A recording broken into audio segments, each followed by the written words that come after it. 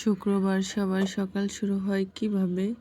আমার শুরু হয় যেইভাবে এইভাবেই আপনাদের সাথে শেয়ার করব। আজকে ভাবলাম আজকের ব্লগটি একটু বড় হবে, সবাই একটু ধৈর্য সহকারে দেখবেন।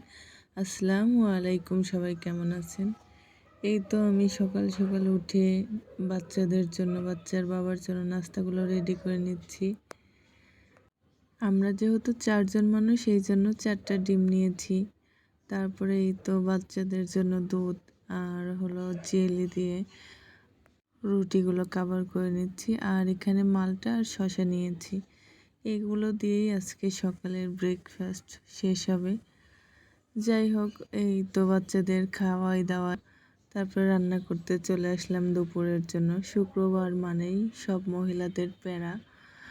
এটা মনে হয় কম বেশি সব বাসায় থাকে। আমি আজকে মুরগির মাংস রান্না করব, লেয়ার মুরগি। এই তো এখানে সব কিছু একে একে মশলা দিয়ে কষিয়ে নিচ্ছি। আর এইভাবে রান্না করলে কিন্তু অনেক মজা হয়। আপনারাও হয়তো এইভাবে রান্না করেন, কেউ কেউ আবার কষিয়ে রান্না করে। দুইভাবেই মজা হয়, কিন্তু আমার কাছে এইভাবেই মজা লাগে।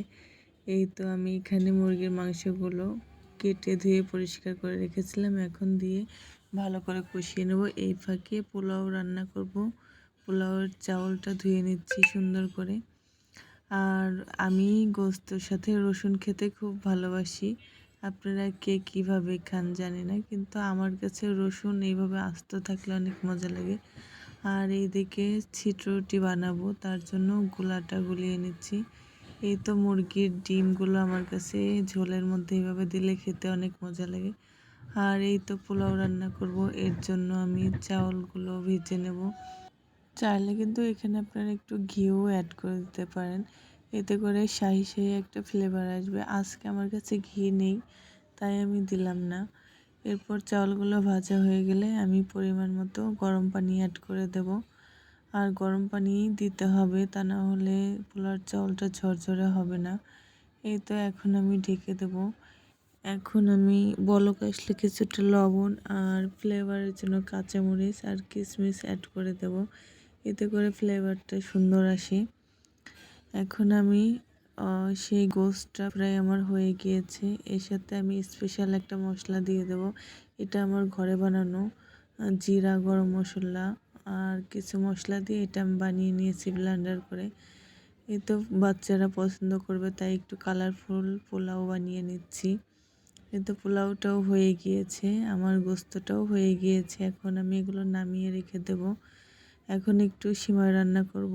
আর খাওয়ার পরে একটু মিষ্টি মুখ না করলেও ভালো লাগে না, আর মিষ্টি মুখ করাটাও সুন্নত, তাই আমি সিমাইটা রান্না করে নেব। এখন আমি পিঠাটা বানিয়ে নেব, ছিটা রুটি। আর আমি আজকে ছিটা রুটিটা এইভাবে বানিয়েছি, বোতলের মধ্যে ভরে তারপরে ঝাঁকিয়ে ঝাঁকিয়ে বানিয়েছি। এতে করে আমার চুলাটা নষ্ট হয়নি, কোথাও ছড়িয়ে ছিটেও পড়েনি। এই তো মাশাআল্লাহ, দেখুন কতটা সুন্দর হয়েছে। এখন আমার সব কিছু রান্না অলমোস্ট শেষ। এখন আমি টেবিলে পরিবেশন করেছি। এখন মেয়ের বাবা নামাজ পড়ে আসলে আমরা সবাই মিলে খাবো। এই তো খেলাম। সবাই ভালো থাকবেন, সুস্থ থাকবেন। আল্লাহ হাফেজ।